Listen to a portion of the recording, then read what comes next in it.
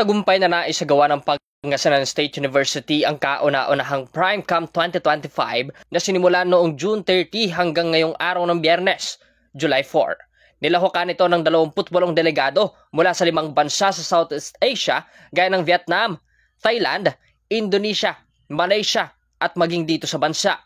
Ayon kay Dr. Ian Evangelista, ang siyang Vice President for Local and International Affairs, layunin ng PrimeCamp na ipakilalang mayamang kultura at turismo ng buong Rehiyon 1. Sa unang araw, mainit na sinalubong ng mga estudyante ng PSU ang mga delegado na sinundan ng cultural tour sa Banaan Museum sa bayan ng Binmalay, kung saan tampok ang kasaysayan at sining ng Pangasinan.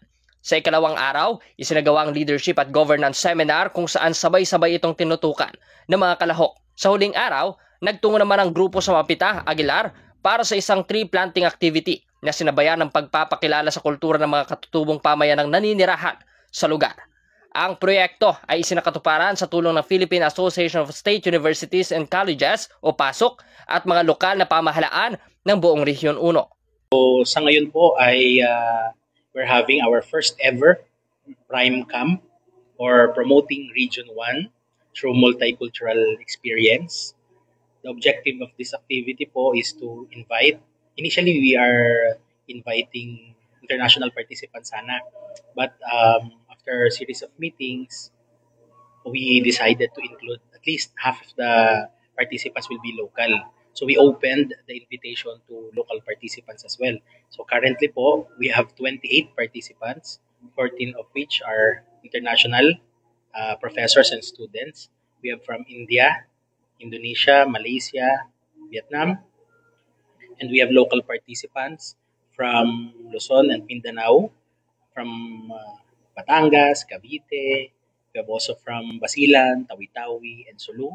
So this is a week-long activity po, and our aim in organizing this activity is for them to know more about Region 1, our culture, our history, our destinations, famous destinations here in Region 1, so they can also promote it when they go back to their respective places.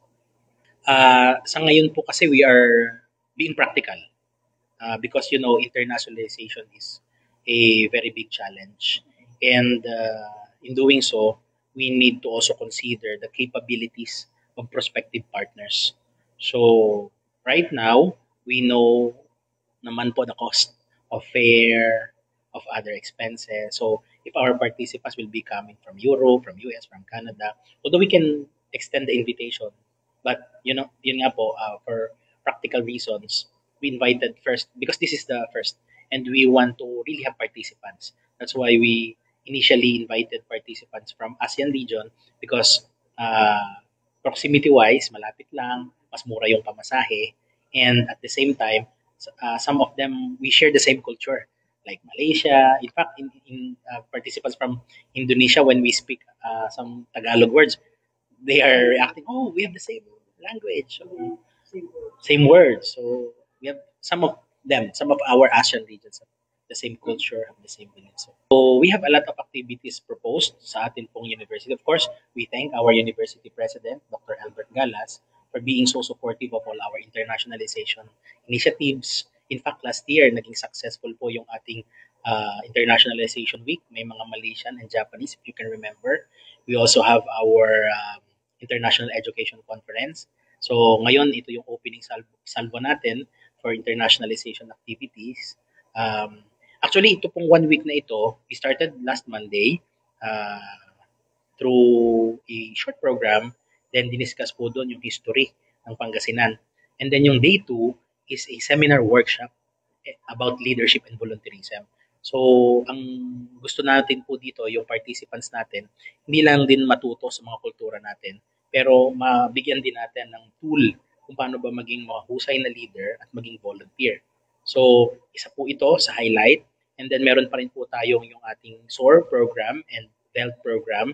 These are purely online activities dedicated for our international participants because ang kagaya po ng nasabi ko kanina, for practical reasons, kahit gustuhin man natin na mag-invite papunta dito, challenge yung gastusin.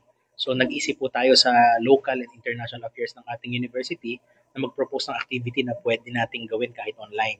So yung SOAR activity po natin ay series of webinar po ito tungkol sa ating 17 Sustainable Development Goals para po mapalawak pa natin yung kaalaman about SDGs.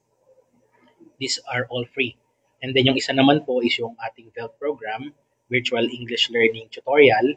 So yun po mga partners na natin because we have more than 20 international partners already.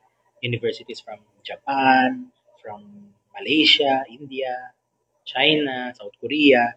So we are offering these online tutorials sa English language po para sa mga partners natin. So we can share our best teachers din po at matutunan nila kung paano, kasi English is the world language, ika nga po. So as partner, alam nyo naman po ang partnership, ang ano natin yan, parang symbiotic, kailangan nagpapakinabangan din tayo. So isa po ito sa mga initiative natin kung paano rin tayo makatulong sa ating mga partner unit.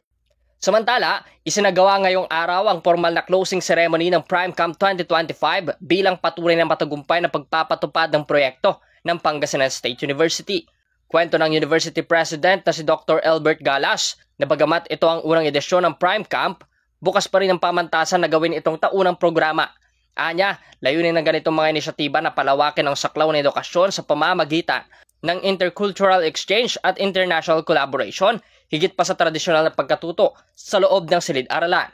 Dagdag pa ni Dr. Galas, ikinagagalak ng pamantasan ang positibong kinalabasan ng camp, subalit kinikilala rin nilang may ilang bahagi ng programa na kinakailangan ng improvement sa mga susunod na edisyon upang maging mas epektibo at makabuluhan ang karanasan para sa lahat ng mga kalahok.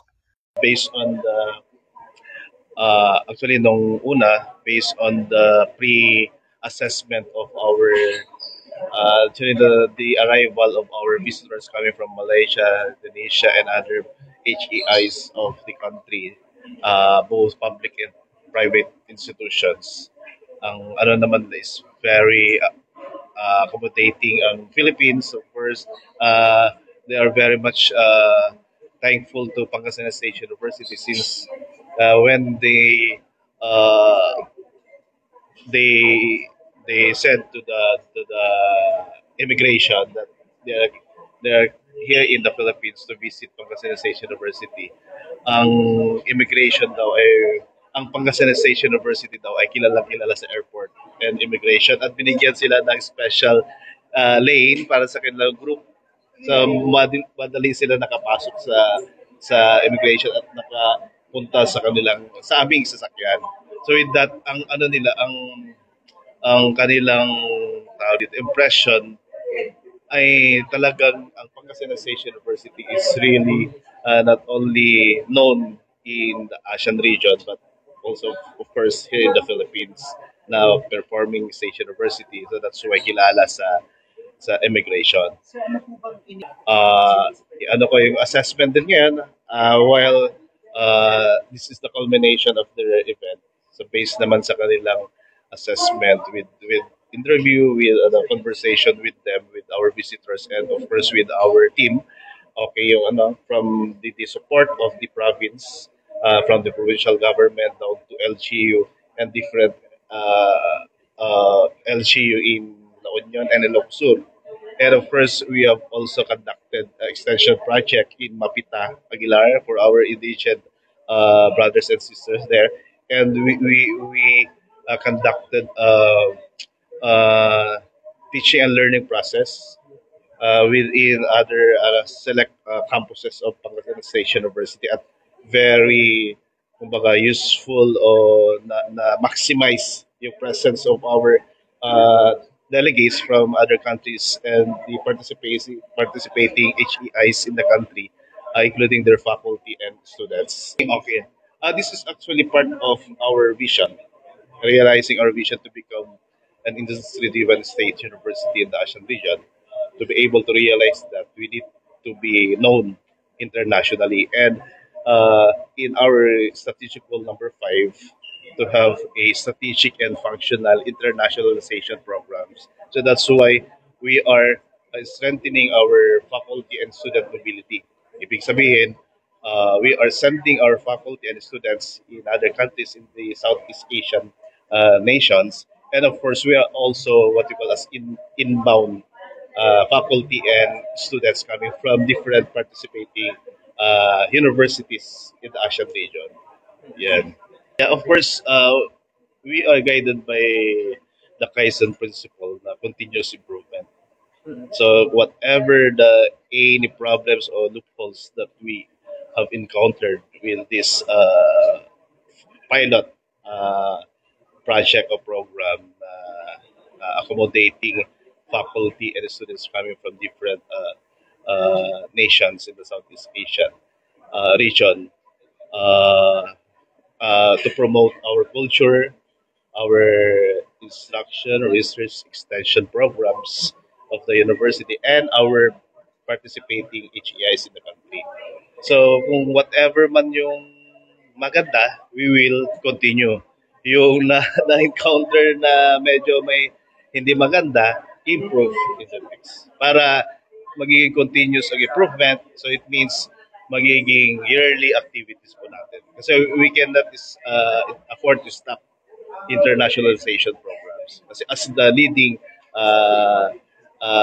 institutions in the region, not only in the region but in the nation, we need to continue our internationalization programs. First, number one dyan, kasi nga, di ba, we are aiming na we will provide output, yun yung mga students natin or future graduates to be landed into appropriate industry or workplace, not only in the Philippines but also in the ASEAN region. Yun yung target natin. So with this, pinapakilala natin kung ano ang culture ng Pangasinan State University, ano ang meron tayo in terms of instruction, research, extension, and production.